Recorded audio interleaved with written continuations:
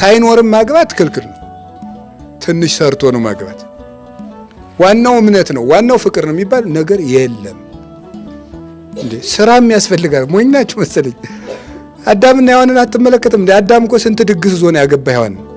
እግዚአብሔር ደግሶ በገነት ያ ሁሉ አዝመራ አዝምሮ ነው ያገባው። ሳያዘምሩ ማግባት ነውር ነው። ከየት ነው የተገኘው? ስለዚህ መጋቢ ነው። ባል ክርስቶስ የቤተ ክርስቲያን ራሷ ነው ማለት የሚያስብላት ማን ነው? ነገር እንጂ እቅድ ያወጣላት ማን ነው? አንድ ሰው ለባልነት በቅቷል የሚባለው ማቀድ ሲችል ነው። እንዴት ይሄን እንዴት አናርገው ትላለህ አንተዬ ስትለው እንጃ የሚል ከሆነ ይሄ ጅል እንጃ ትላለህ እንዴ? የሰው ባል ሆነ ሲያበቃ መጀመሪያ ማሰብ ሳትችል ለምን ታገባለህ? ማሰብ እንግዲህ ይሄን የምትሰሙ ሴቶች ደግሞ ባሎቻችሁን እንዳትወቅሱ። አሁን ይሄን የምናገረው ሁሉም የራሱን እንዲሰራ ነው እንጂ አንድ ወደ ሌላው እንዲጠቁም አይደለም። አይደለም ሚስትም የራሷን ሚስት እንድትሆን ባልም የራሱን እንጃ። ሲጀመር ሴቶች ምን እናድርግ ብላ ስታማከረው ምን ይሻላል ብለሽ ነው የሚል አትወድም። ምን ልብ አንተ ምክንያቱም ለመሰላችሁ ሴት የተፈጠረች ከምንድን ነው? ጎን ነው። ጎን ደግሞ ምንድን ነው? መጠጊያ ነው። ሴት የምትጠጋበትን ነው የምትፈልገው፣ እሱ የሚመራትን ነው የምትፈልገው። እንዲህ ነው እንደዚህ ነው ደግሞ ለነገ እንዲያቅጃለሁ ለከርሞ እንደዚህ ሲል ይሄ ነው ጀግናው ትላለች ማለት ነው።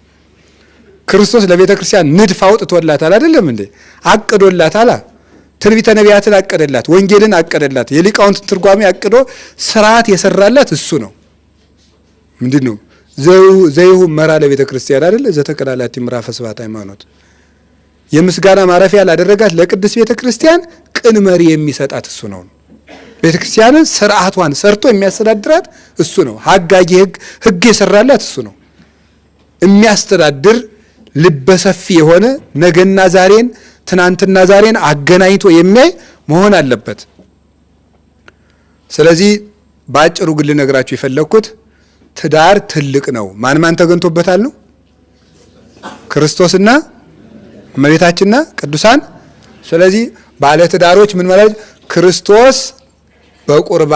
ክርስቶስን በቁርባን ተቀብለው እመቤታችንን አማላጅ አድርገው በሐዋርያት ፈንታ ደግሞ ካህናት የባረኩት ምን ይባላል ነው? ትክክለኛ ሰርግ ነው።